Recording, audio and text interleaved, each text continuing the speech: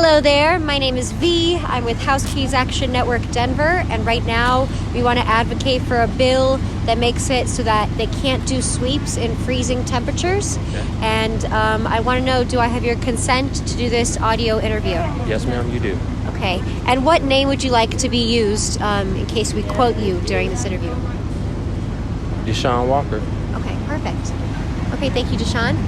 So to start, have you experienced being swept or being told to move or having your property taken or trashed while you weren't there during freezing temperatures? Yes, ma'am. And what happened? You ended up with nothing, and you already have nothing, so you end up with less than anything, and especially a tent, because that's the first thing that they grab and throw away is the tent. Yeah. Yeah. And how did that affect you after the sweep, like you said? It was all bad. They took my ID, all my credentials were in the tent, and they just throw everything away, so now it's hard to even do anything. You have to apply for all that stuff over again, and then on top of that, you have to look for somewhere to sleep that night. Yeah. And has your health ever been affected by dealing with sweeps in the freezing cold? Yeah, you get sick because there's nothing else to protect you from the weather. So yeah, you catch colds and everything's going around, corona, the flu and all that stuff. Hypothermia sets in, and it can get dangerous. And what is the experience like when you're trying to move in the freezing cold and snow? It's hard because you're dragging all this stuff across the street. You got traffic coming and they're honking horns and blowing at you. The police are trying to get you to move in a timely fashion. You know what I'm saying? So they're rushing you, telling you you've only got so much time to get up and move. And it's cold. It's snowing right now. So not only are they waking you up out your sleep telling you to move at 6:30, 7 o'clock in the morning, you got to move up all this stuff and uproot everything and go. So it's very hard to travel in the snow. You can't move a buggy, you can't move your wagon if you have one, or a dolly. Wheels don't move like that in the snow. Yeah. And have you ever lost property in a sweep during cold weather when you weren't there, or because you were indoors somewhere staying warm or anything like that? Yeah, they'll take your property even if you're inside St. Francis trying to check your mail or just trying to use the restroom. I mean, there's only if they've been the block and you're not there, your stuff is gone. And you could just be literally going to go use the restroom because they don't want you using it out on the streets.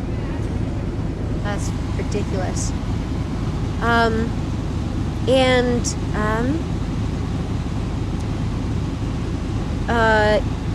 If you do not generally go to shelters, even when it's cold, why not? Because of the thievery that goes on inside the shelters. Not only that, some of them are infested with bugs, Yeah, so that's a no right there, so. Yeah. Have you ever gone to a shelter when it was cold and been turned away? Yeah, they fill up pretty fast. So, if you're not there in line, they only have so many beds. So if you're not in line at a certain time, or even if you're in line at a certain time, they still run out of beds space and you get turned down. There's nowhere to get vouchers, especially for men or single fathers. There's nowhere to get vouchers, so you're out here literally stuck. Is there anything else that you would like to add to let the public, the community know what it's like, or why this is important? Some of us, or a lot of us, are really actually going through a trial and tribulation, but we're trying to get our feet on solid ground so we can actually build and sustain and be able to provide and have, in life. So right now we're trying to take this opportunity to come up on something and then not just have it thrown right away. So, people come out here and they donate a brand new jacket or anything like that, or brand new boots or anything like that, brand new tents, sleeping bags, and we really need that stuff because it saves you money. So when they throw that stuff away after you just got it, that same day somebody just donated to you, saved you some money. Yeah. It really hurts to take a loss like that and already be out here losing. you know? Well, thank you so much. Thank you for that, for your time and for your